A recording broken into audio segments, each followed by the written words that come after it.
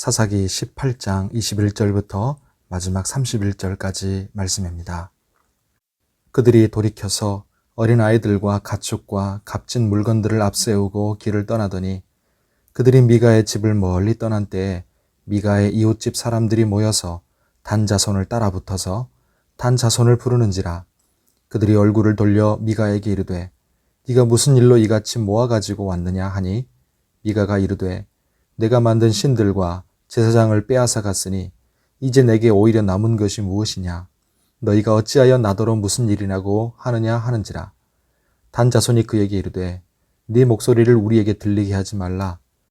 노한 자들이 너희를 쳐서 내 생명과 네 가족의 생명을 잃게 할까 하노라 하고 단 자손이 자기 길을 간지라.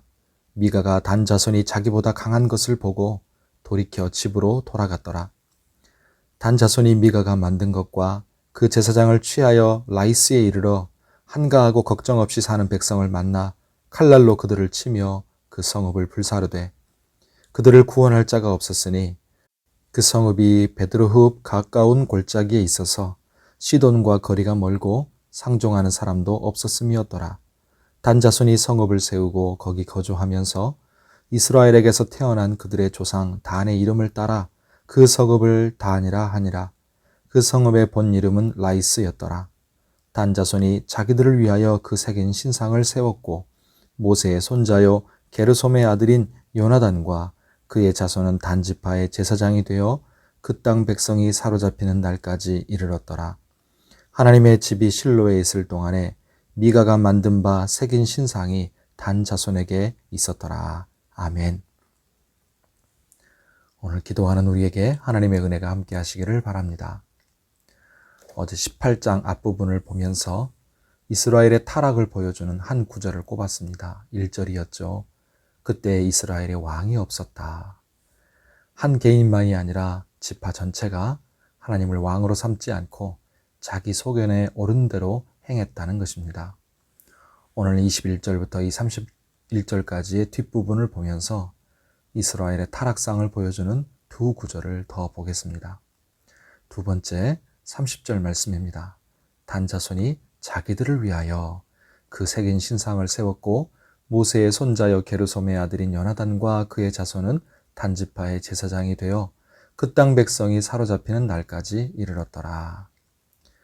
단 지파가 행동하고 움직였던 동기와 목적이 하나님을 위하여가 아니라 자기들을 위하여였음을 성경은 분명하게 지적합니다. 더구나 종교 장사꾼이 되어버린 그 레위인 제사장이 실제 정체가 모세의 손자 요나단이었다는 이 충격적인 소식도 드러납니다. 세 번째 우리가 살펴볼 구절은 26절입니다.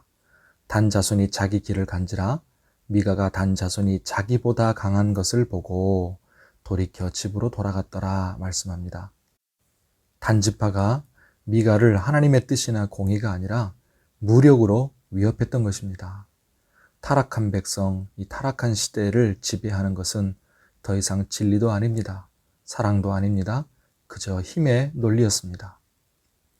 자, 이 18장의 세 구절들을 모아서 정리를 해보면 하나님을 왕으로 삼지 않으면 하나님이 아니라 자기들을 위하여 살게 되고 세상은 힘의 논리가 지배하게 됩니다. 하나님의 백성도 예외가 아닙니다. 지금 보고 있는 이스라엘과 오늘날 타락하고 무너진 많은 기독교인들과 교회들이 바로 그 예입니다. 그러므로 우리는 정확히 반대로 살아가십시다.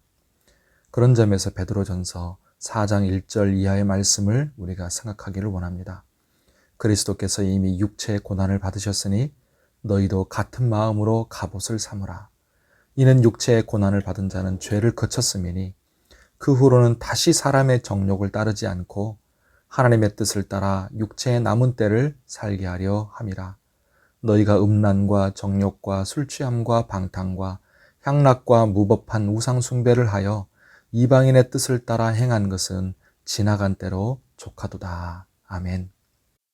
우리는 하나님을 왕으로 삼고 하나님의 뜻을 따라 살아서 하나님을 위하여 살아가고 힘의 논리가 아닌 하나님의 진리와 사랑으로 충만한 그런 우리의 삶, 가정, 우리 교회 되기를 예수님의 이름으로 축복합니다. 오늘 주의 은혜 가운데 강건하고 평안하시기를 바랍니다. 기도하겠습니다.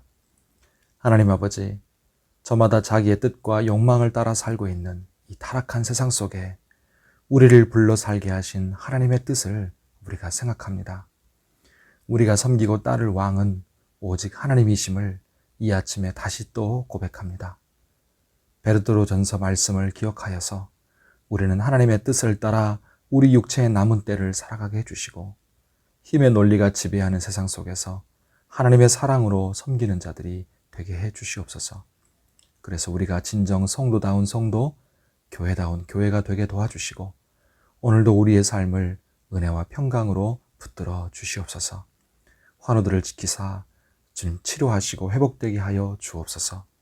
우리의 수고하는 것과 가정과 일터에 복을 주시고 간절히 올려드리는 우리 각자의 기도에 선하게 응답하시고 들어 주시옵소서. 예수님의 이름으로 기도하옵나이다. 아멘.